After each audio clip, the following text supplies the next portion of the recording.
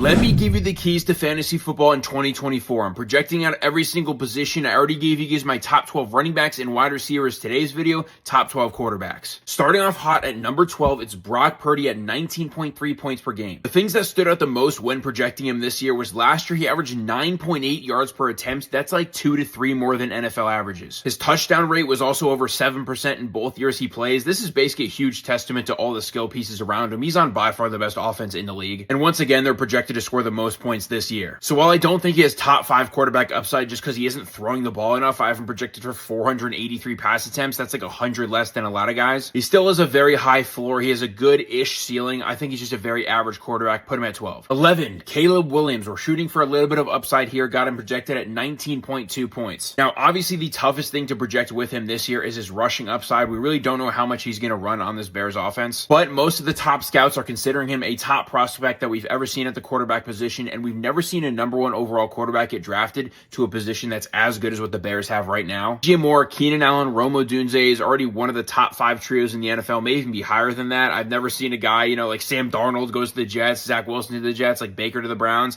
No one gets this type of situation. So I think he throws for just about 4,000 yards, 26 touchdowns, pretty respectable, 465 rushing yards and 4 rushing touchdowns. There's the possibility that he struggles and maybe he's not so consistent, but he does have a lot of upside in his profile. Then at number 10, we have Joe Burrow at 20.3 points per game. I got him almost 4,500 passing yards and 34 touchdowns. He's going to return to good form after that injury-riddled season. He's one of my top quarterbacks in number of attempts that he's going to throw this year, and he's going to score a good amount of touchdowns, but his rushing profile is not good enough where it puts him into that tier 1 or even tier 2 of quarterbacks. Unlike the guy at number 9, Jordan Love at 20.4 points per game, I really do think he has the special arm talent and a little bit of sneaky-ish rushing upside where he could make a push to be a top 5 quarterback. He was already a top 5 quarterback in terms of points per game last year, but now a bunch of guys are healthy, so I have him outside of that. He started off a little shaky, but as the season went on, he stopped throwing picks at all, and he's throwing a ton of touchdowns. I think he's going to have a similar year to last year, slightly better. I think his efficiency will dip down a little bit, but the fact that Christian Watson is back at full health for the entire year should be a big help, and the other receivers should progress. Then at quarterback 8, we have Dak Prescott at 20.5 points per game. He's going to be one of those guys who throws for almost 600 pass attempts in the season. He was an MVP candidate last year and averaged over 20 points per game in fantasy. I think he'll be slightly worse than that. The situation is exactly the same. The O-line probably got a little bit worse, though. And now the 2 running backs in Zeke Elliott and Rico Dowdle aren't really pass catchers like a Tony Pollard was, so I think their identity is going to be a little bit more run-heavy. Nothing crazy, though. He's still going to throw for a ton of passes. But it's really hard to be one of the top fantasy quarterbacks when you only have CeeDee Lamb. Now we get to quarterback 7. It's going to be C.J. Stroud at 20.7 points per game. Stefon Diggs, no doubt about it, is going to be a huge upgrade here. He only averaged 18 points per game last year. That's kind of surprising. I kind of thought he did better than that.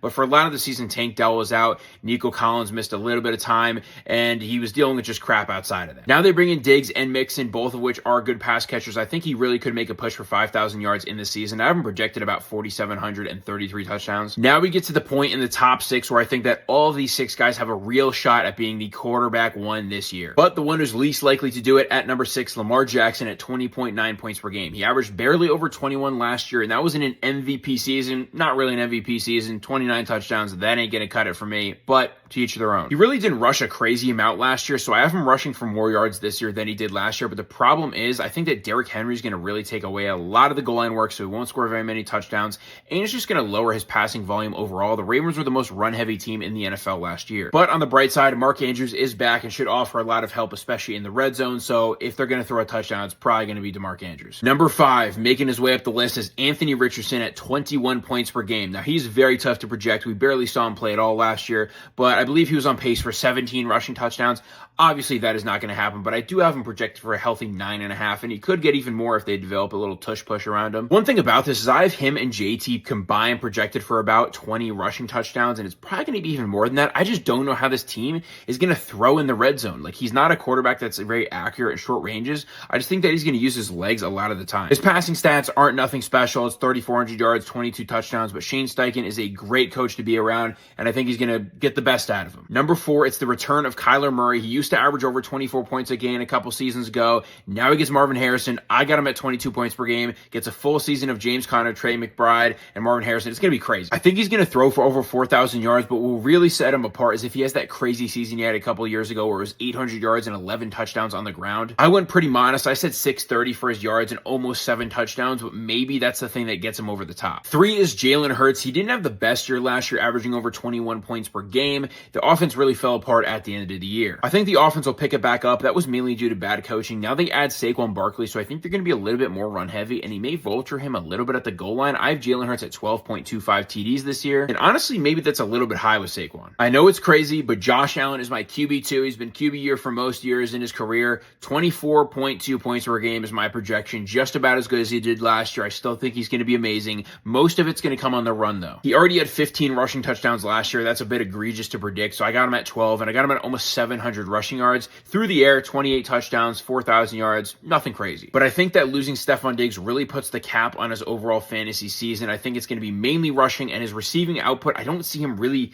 having any chance of getting over 4,400 yards. I can see that being the cap. Just the players around him are not good enough, which is why at number 1 at 25.3 points per game is Patrick Mahomes, throwing for a whopping 42 touchdowns and 5,370 yards. And on top of that, some sneaky rushing upside, over 360 yards and 2.5 touchdowns on the ground. With the additions of Xavier Worthy and Marquise Brown, and obviously Rashee Rice and Travis Kelce, this may be the most pass heavy we've ever seen the Chiefs. I got him at 38 attempts per game, some truly unreal numbers. But the real big difference from this year to last year is the offense is averaging 27.5 points per game as their projection. Last year, they were only at 21.5. So his yards per attempt shot up to 8.3 and touchdowns at 6.5% in my projections. Drop a comment. Let me know what I should do next. Like and follow, and I'll catch you later.